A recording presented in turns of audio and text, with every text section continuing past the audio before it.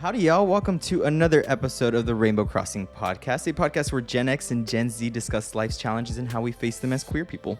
We have these open conversations to foster a sense of community through different perspectives. My name is Julio, and with me is... Daniel. Woo! Welcome Wow. to Season 3. 3. I said that to somebody the other day, and they were like, 3? How long have y'all been doing this? Just 1 year. It's been a year. Just 1 year, It's but been a year. a lot has happened within that 1 year. It has. And now I feel a little bit more, well, in my personal life, I feel a little bit more rejuvenated, taking a little break from this. Because I remember last time we talked, I was like, I'm exhausted, which similar energy, but now I have the space and the energy for this to continue for a little bit more. Yeah, for a and lot more. it's been a minute. I was actually surprised you remembered the opening. Like, Oh, yeah. I'm impressed. I mean, hello, 52 episodes. It's probably engraved in my head by now. Yeah, exactly. But it has been a minute. It's been over 2 months since we've done this, even though it feels like it's been like 6 months since we sat here and did this. I mean, my hair has grown 2 inches since then. Yeah, so. exactly. Well, a lot happened over the last couple of months. I mean, for sure. it was a full summer season times 2 or 3, I think. We did go the full summer without recording an episode. Yeah, we last recorded in June, and the world has changed Tremendously over the last 2.5 months. I mean, even within this past week, I know we've been saying that every single week. Right. Every time we record, we're talking about how something is different every single week. Yes. But it just has intensified since then, especially the outside world. I know. But before we get to that, like, let's do a quick catch up on how you're doing, how you, Julio, have been. Myself, I have been good. I haven't been as physically active as I normally am. I'm still constantly moving all the time, but I would be working out at least 4 to 5, 6 days a week. Well, what's been keeping you busy? Well, I started seeing someone. Oh. And that has taken up a lot of my time. Yeah. A lot of my time, which I'm happy. He's really nice. He's sweet. But it also has distracted me from a couple other things that I should be focusing on. Like me. Well, I feel like I have made you less of a priority, which is kind of sad because you're still my best friend and I should still be around you more often. But it adds to this. It gives us a sense to actually communicate with each other more through here instead of like just being with each other every single time. Because sometimes things just get stagnant. It's like, oh, I know what you're doing every day. Sure. We're together nonstop. Like, Whereas I already know your routine, you know mine. But now when there's space, it's like, oh, it's nice to talk about things with my bestie. Because Exactly.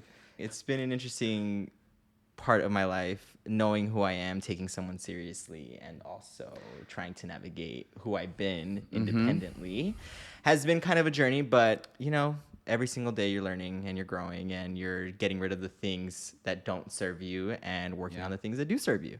Yeah, it's been fascinating watching you through this relationship process because you were already on a journey of self-discovery and growth and evolution over the last 6 years that we've been together. But this adds another layer that you really haven't explored At all. until now. Like my whole adult life. I'm so used to being single and so used to just doing whatever I want. And now I'm learning how to reel it in fully and be with someone nonstop, which is nice. I never pictured myself being here, number one. I wanted this, but being in it is a whole different experience from how you envision it, especially not knowing what a relationship would look like. Of course. It is interesting because I recall you giving me relationship advice through various stages of my dating life. It's easier to say it than to... Exactly. That's what I was going to say, because you have said things to me 5 years ago, 4 years ago, and now I see you not walking the walk. Oh, you talk the talk, but now you're not walking the walk. It's... Hey, at least I'm aware of those things, and I can call myself out in those moments to, one, deal with it. Yeah.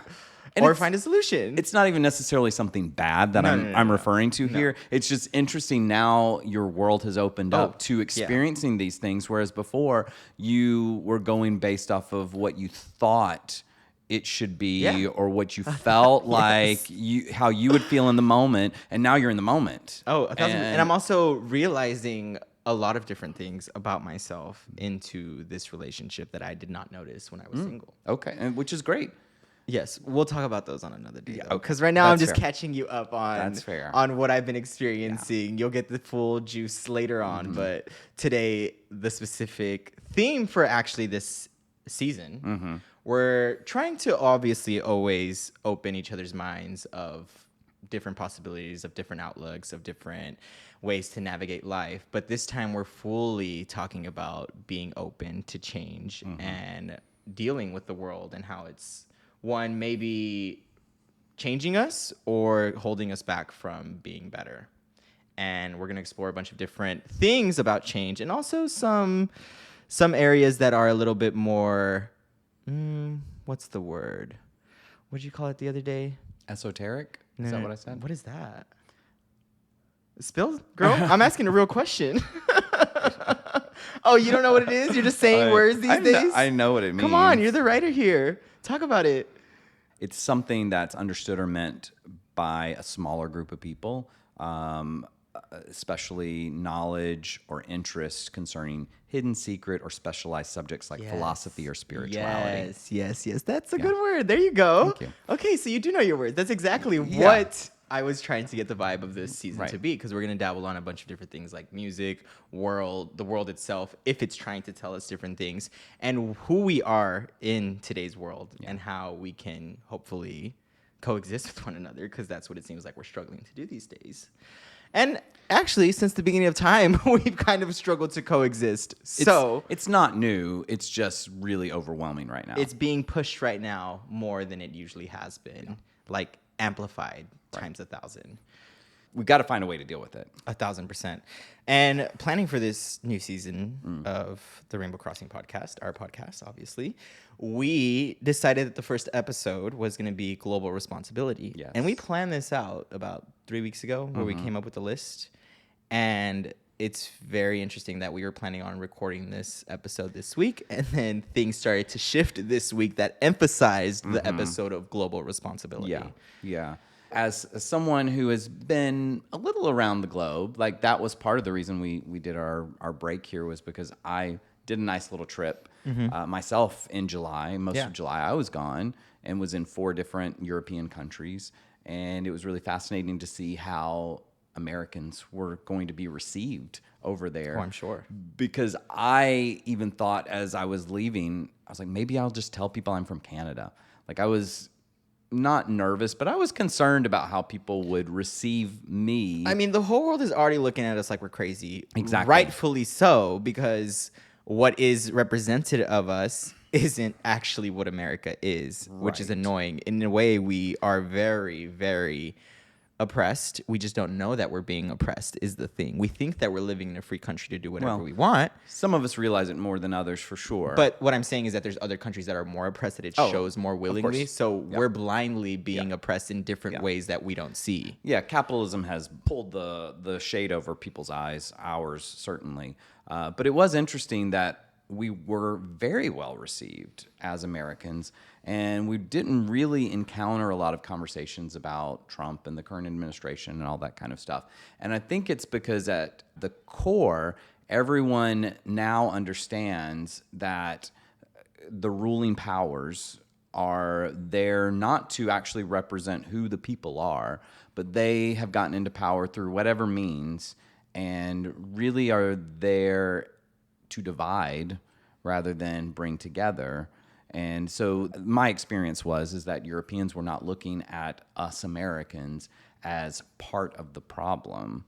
And I think that they understand that, unfortunately, most countries have a ruling system that doesn't actually represent the people, doesn't favor the people even, and that we have a lot more in common than we don't. So it was really easy to connect with Europeans from all over, because it wasn't just those 4 countries. We were in places that were tourist spots for other European countries. So we interacted with people probably from 15 different European countries at a minimum. It was just really positive vibes all around, which was refreshing to see. Of course. Because we can't even have positive vibes within our country. No. Because our country is bad vibes. That is all the vibes that everyone else gets from us. We get bad vibes. Yeah. Because in a way, this whole country has stolen everything from everyone. And even when you're here, you think that you're free, but really there's so many other things holding you back. And the only people that are really free are the rich, the top 1% who's turning everyone against each other. They're sitting there pretty right now.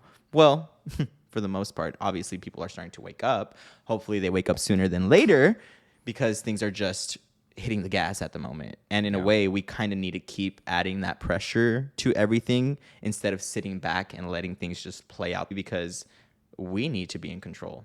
The people need to be in control. Yeah. And it hasn't been that way ever. Even though we've thought those things, we thought we've been free, but in reality, no. You know, our country was founded on the ideals of this American dream that anyone could come here from anywhere, and you could start your own business, you could go to work for somebody, and you could build your own little piece of the American dream. You could buy some land, you could build a home, you could support your family on one salary even at one point.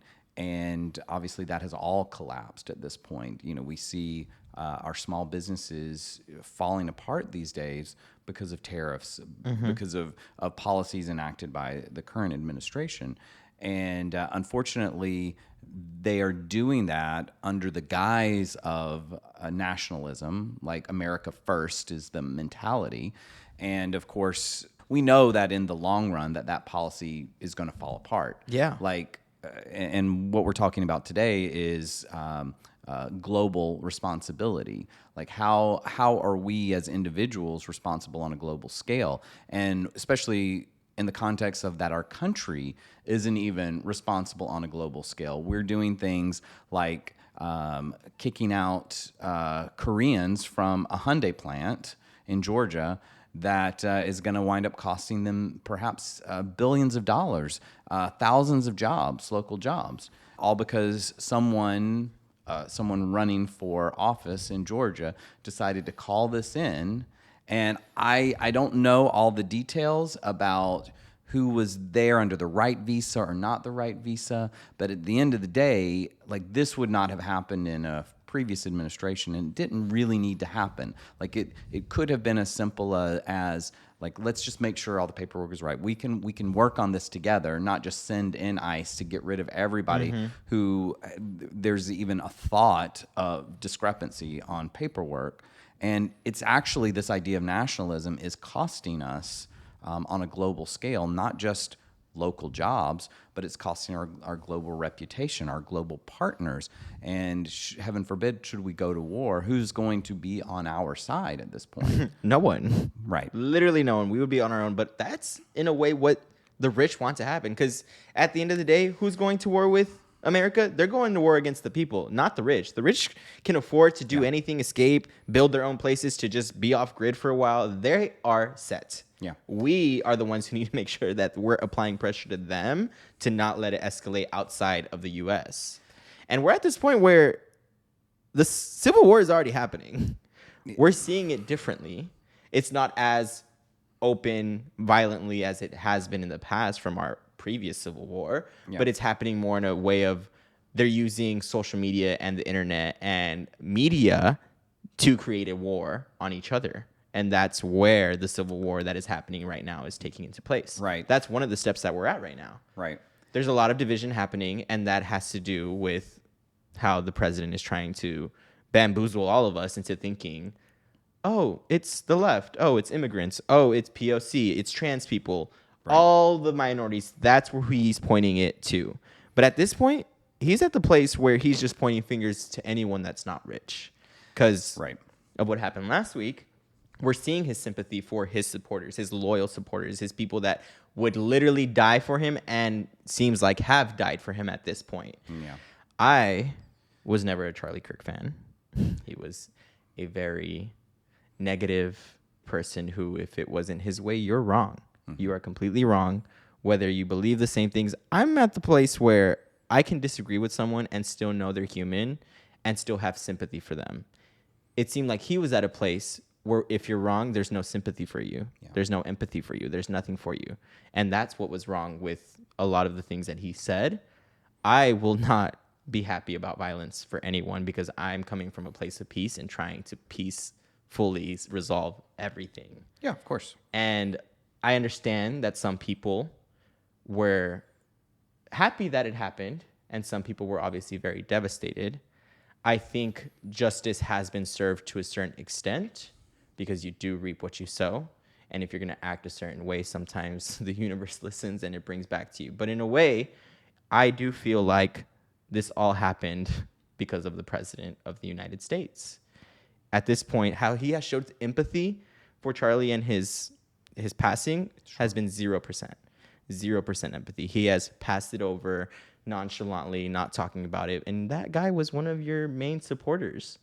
And I find it interesting that he is one of his main supporters, but also was trying to reveal what is happening between the Epstein files. And the more and more he talked about it, now he passed, and we're trying to quickly blame the left and anybody who is not the top 1%. It makes no sense. There's a lot of questions, and we should be questioning everything at this point.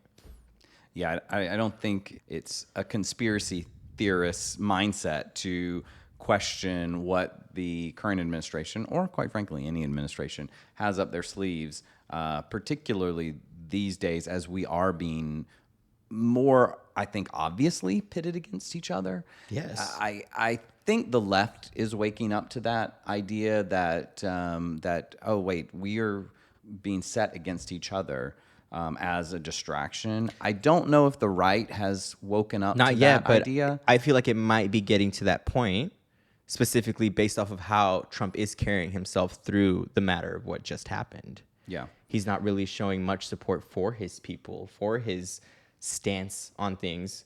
Charlie was very vocal about everything MAGA. everything. But once he started talking about Epstein, there's been a little bit of a disconnect. And when that happened, it took heat off of the Epstein files. And all we could hear for 2-3 days, Charlie Kirk. We're still hearing about it. Like, my feed nonstop is that. Yeah. And I'm here talking about it. You're here talking about it. And the whole freaking states are talking about it. Yeah. But it's because they're trying to distract us from what is really happening. Sorry for the loss. Obviously, a lot of people die every single year through gun violence, multiple kids. And we rarely see the empathy from the government, whether it's a Democratic lawmaker getting shot, whether it is a bunch of kids getting shot every single year in the States. It took one white man who was a Trump supporter to get shot for people to be upset about gun violence. And even then, who shot him was another white man. So yeah, there are a lot of layers and a lot of hypocrisy here. And I will say that obviously, while Trump hasn't shown an immense amount of support for Charlie Kirk, he certainly has more than he did any of these other examples that you're talking about. Nancy Pelosi's husband, for example, the couple of lawmakers that were shot and killed in their home along with their dog a couple of months ago. But he is utilizing it as, one, a distraction, and two, as a spark to continue to ignite this flame between groups of people. He did immediately say that, the left were basically responsible for this before someone was even caught, and which is just wild. And of course, that mindset, I don't know if his base is mimicking his mindset, or if he just knows their mindset so well that he's kind of speaking to what they're thinking already. No, 1,000%. He has them wrapped around their finger, manipulated. So, anything he thinks his audience believes. Yeah. So we saw an immediate upswelling from the right of calling for a war on the left. I mean, people were literally saying war. I mean, did you see the video of the white men saying white men fight back? Yeah. Yes. I'm like, a white man did this. Yeah. Well, that's before they knew who did it. So that was called out prior to. And that rhetoric has calmed down significantly since the reveal of the actual alleged shooter. It is something that, whether you believe there are conspiracy theories that talk about that the Trump administration perhaps was behind this because Charlie Kirk was a bit outspoken about the Epstein files being released, whether or not Trump was involved or Nick Fuentes' group was involved in indoctrinating this young man and putting him in play here against Charlie Kirk, at the end of the day, it doesn't matter, because what really matters is that the Trump administration is taking advantage of the situation 1,000%. to again pit it's because one side against each other. I personally think they produced the situation. That's one of these theories that people are talking about, and I don't disagree that it's a possibility. He is a self-serving person, Trump, and he would throw away almost anybody if it serves him in some form or fashion. So I don't doubt that that's a possibility, but certainly whatever the cause was for this death to happen, this assassination to happen, he has certainly taken advantage of it by stoking the flames to an already hot burning fire between left and right. And he also used it as an opportunity to distract from all the other things that are going on about the Epstein files. You know, the letter that was released with the drawing and his health. You know, people are talking about those to some degree, but his base isn't. His base is talking about Charlie Kirk. Yep. I personally don't think that Trump is that intelligent of a person, but he does seem to be a master manipulator. So did he call out the left immediately, not knowing who the suspect was at that point? Did he call it out because he knew it would get his base so riled up that they would forget about Epstein?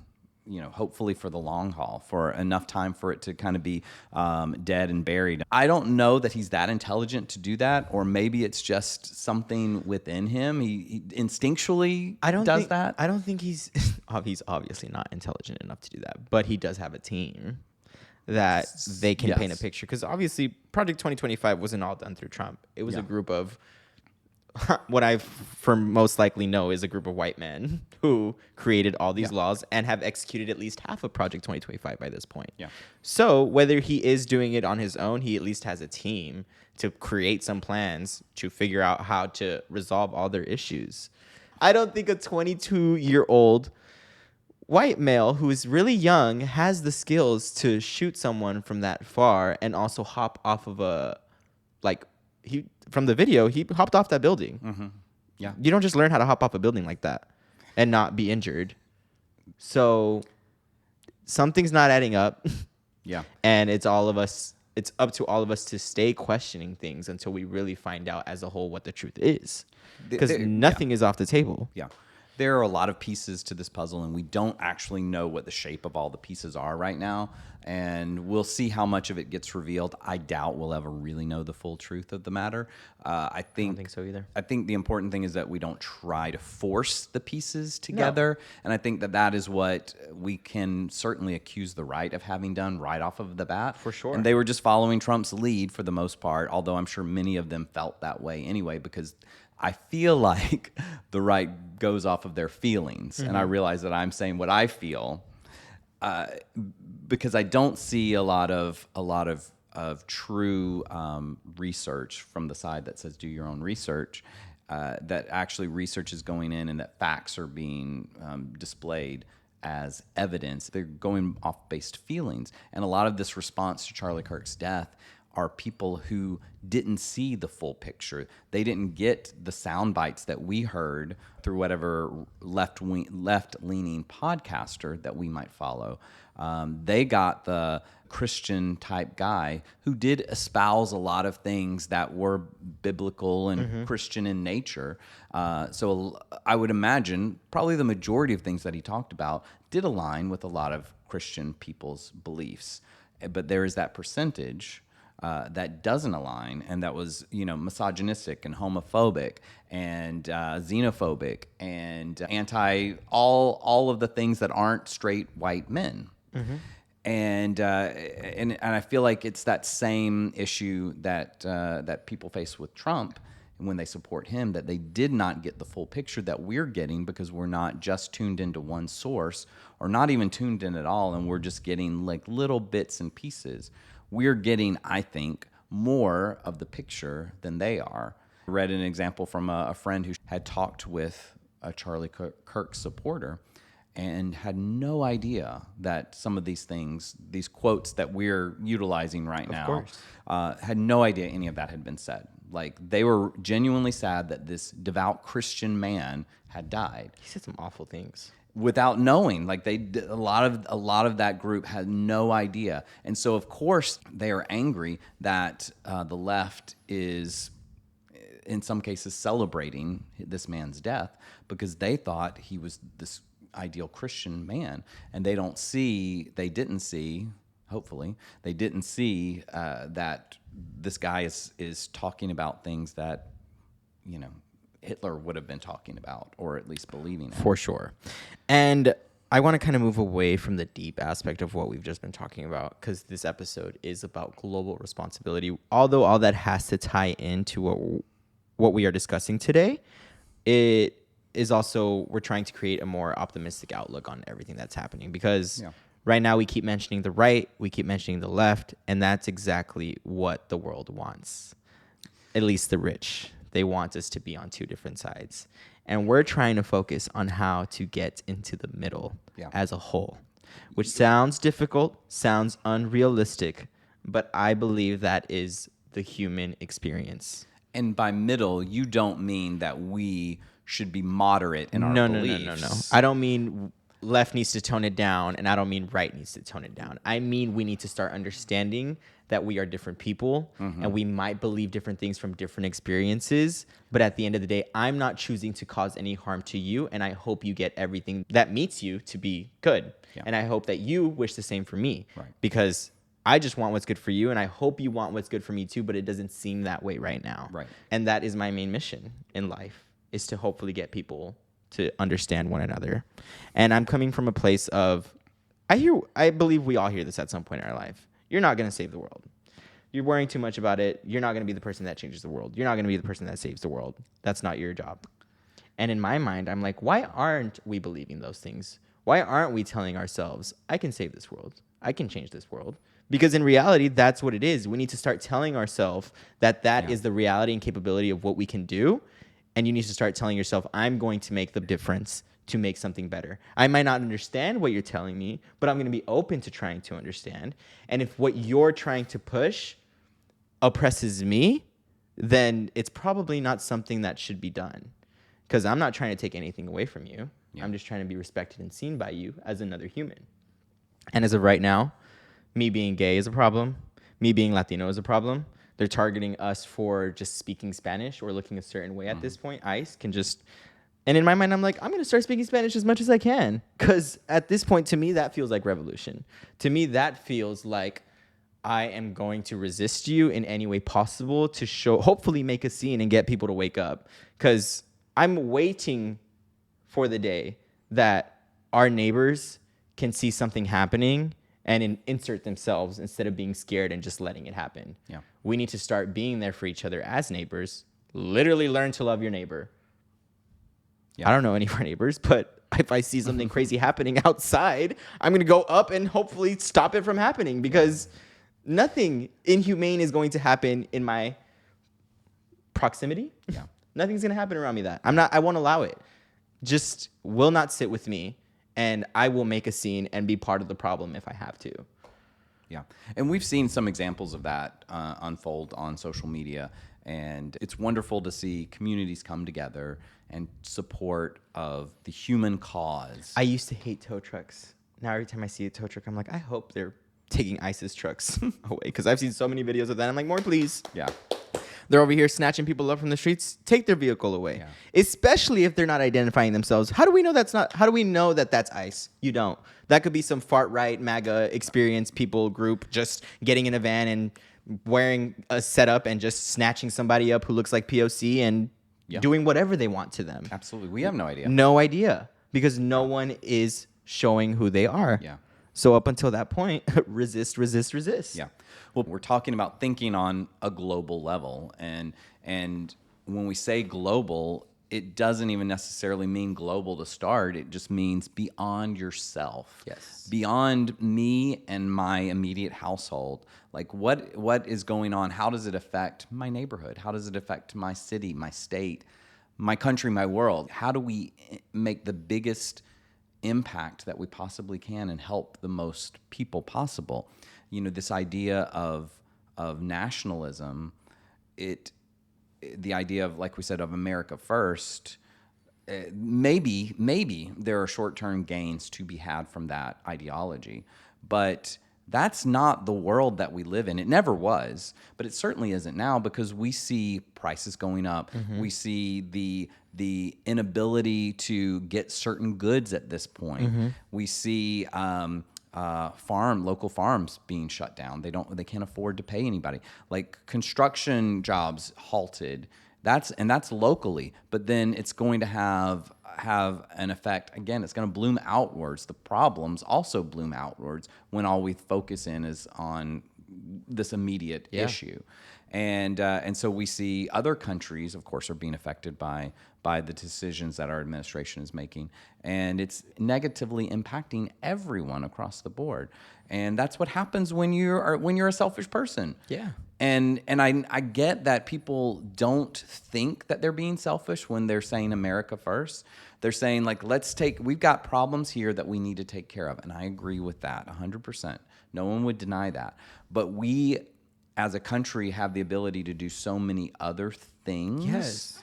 And helping people, lending a helping hand to someone else. I mean, we talk about it all the time about, as far as like, when you're down, the best way to help yourself is by helping someone else. It will lift you up when you help lift someone else up. And it is true of that on a global scale. I don't see how people can't understand that we are interconnected. Like, we are not going to disconnect from the world. There are things that certain continents provide that other continents don't have. And America has become really spoiled on the idea that I can get, I can get coffee beans from another country. We don't grow coffee here. Can you imagine if all of a sudden we just cut off the rest of the world from America and we just did everything here? No one would have any coffee anymore. At all. We wouldn't have a lot of that alone should stop everyone from the idea of nationalism versus globalism. Yep. That alone should do it. And I also think we just need to reframe the way we think about America. America always refers itself as the most lethal country in the world. Why are we associating ourselves with lethal? Why do we have so much weight and power on that word when I feel like real power and strength comes from what you can do for everyone else? That shows more of an effort and more intense than being like, we can stop you. Like, we're not trying. We shouldn't be trying to stop and fight and do all these things. Changing the name of Department of Defense, that itself to the Department of War is showing us what our government values. Why are we talking about war, period? Like, were we trying to repeat the same thing over and over again and just be in the cycle of death and oppression and colonization and fighting for resources? Or can we work as a unit and try to literally work with the people around us to create a better world? Well, it's that toxic male energy that, says, if I'm not a winner, I'm a loser. And that idea that men have to overcome something, like, it's not a matter of sharing, it's a matter of, like, I have to be the winner. Which I guess as a kid, maybe I thought that the idea of playing a board game and being the winner was amazing, and I didn't like losing. But I was a child, and I outgrew that mentality and got to the point where I'm just happy to come and play the game. Yeah. Like, let's have fun, let's enjoy, let's make this fun for everyone. And that's what I don't understand is, like, if everyone succeeds, then we're all winners. And it's fine to not have any losers. You don't have to have somebody lose for you to win. We can all win. We can all share. There is enough pie for everyone to go around. But again, it feeds into that capitalistic mindset. Yeah, I think we need to start becoming a society and a civilization of people who are open to growth, even though they don't have all the answers. They're open to what they don't know. And if anyone else is going against in a negative outlook that's not positive or beneficial for the majority of the people, we need to get them some kind of help, some kind of resources, whatever it is, because at this point, it's everyone against everyone who's oppressing everyone. That's what it should be until we get everyone. I'm not saying violence to the top 1%. I'm saying we need to humble the 1% to being more empathetic and more human-like for the rest of the world. Because if we're trying to be more adaptable and more humane, then whoever's not trying to be all that needs to be humbled, in my opinion. I don't know how to make that happen, right? But we need to start getting creative. I mean, I know Gen Z in Nepal just overthrew their government. Right. Which is insane, but also powerful. Yeah. And they all got together. I don't know the actuality, but I was reading some things. And apparently they just created a Discord to vote and was like, should we do it? And the majority said yes. So they did it. And in my mind, I'm like, if that's going to make change, then so be it. But we need to start doing different things to make the top 1% and the rich understand that we are the ones who are in charge and not y'all. Yeah. And you need to start sharing what you're keeping from us to make the world a better place. Yeah. Nepal is a great example, and that should make the people in power a little nervous. However, we are still comfortable enough here as a society where we don't want to necessarily rock the boat, and that is the good and the bad with that. Like, fortunately, many of us still lead good lives. For sure. How long do we have that? And how many liberties have to be taken away? It is, in my mind, it's that mentality of the frog put in the pot of water.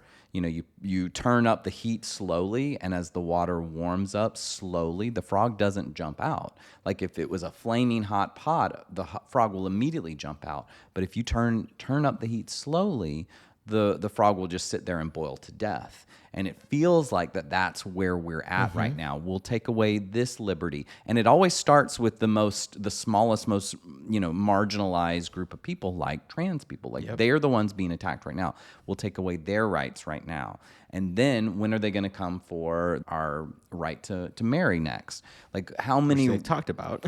How many rights have to get taken away? How many liberties have to be removed? Before people finally wake up, or will they? And it's too late because we've sat in the pot and we've boiled to death. Obviously, we far outnumber the people in power. And when are we going to wake up and say they are doing nothing to our benefit? And it's a both sides problem. Like Democrats have been in power and have had full control of the presidency and the Senate and the Supreme Court and did almost nothing. They didn't put abortion rights into place when they had the chance to, and now they're taken away. So obviously it's a game of politics. Like they're doing things to make sure that they can stay in power, and they're doing just enough to make their base happy, to make the people who are voting them in happy, and doing just enough to not upset too many people on the other side of things so they hope that they can stay in power. And so it's this, this rocking back and forth, because I'm sure we'll see in the midterms, I'm sure we'll see it swing to the left because people are so unhappy with what's going on right now. But when will we have effective change by these people we're voting into power? And it's not everybody. There are certainly some good politicians out there. There are some good people who want to make effective change. But at some point, it has to be an individualized decision that we're doing things on a globally responsible level. Yeah. And of course, right now we're talking about politics, but global responsibility covers like a whole host of things. 1,000%. I'm getting more of the point where like I want everyone who's listening to this to really think about what their global responsibility is. Are you someone who's trying to be equal and fair and kind and get the right resources you need for yourself and the people you care about? Or are you someone who is being ignorant, who is stuck on their ways and wants to for it to be their way or nothing else? Yeah. And that's not going to benefit anyone. Yeah. So I need you to decide where you stand on what you want. Are you open to understanding the things that you don't? Or are you still open to maybe trying something different to hopefully open your eyes in a scenario that you've never been in before? Because everyone around you is experiencing their own truth through their perspective and their lens. And it's up to us to validate each other's experience and find the right balance for everyone to live equally. Yeah. Yeah, when we're talking about global responsibility and, talking about politics and respect for one another and everything, and like I said, there are a lot of levels that this can be at, and I think it boils down to a selfish versus selfless mindset. Yep. And it's really hard because we are programmed in this country particularly to be selfish from a very young age. Yeah. And even when our parents say, no, you should share your toy and this, and I get that, but we as a capitalistic society, it is bred into us to be selfish. I want more. I want more. Mm-hmm. That's what our leadership is doing. And it is a top-down problem, certainly. Like, we have less of the more, but we still, all of us want more. We want a raise. We want a bigger house. We want a better vacation. We want all of these things. But we only want all that because so much has been taken away from us or not offered to us to begin with. Well, we see it on a larger scale of these billionaires who have everything and then some that they could ever want. Why can't we have a little? I understand the mentality, but I try to dial it back to a very local, individual level. And I think I shared this with you a week or two ago, and I was downstairs taking a shower, and it was a nice hot shower, and my body was feeling a little achy, and I just wanted to stand there under the hot water.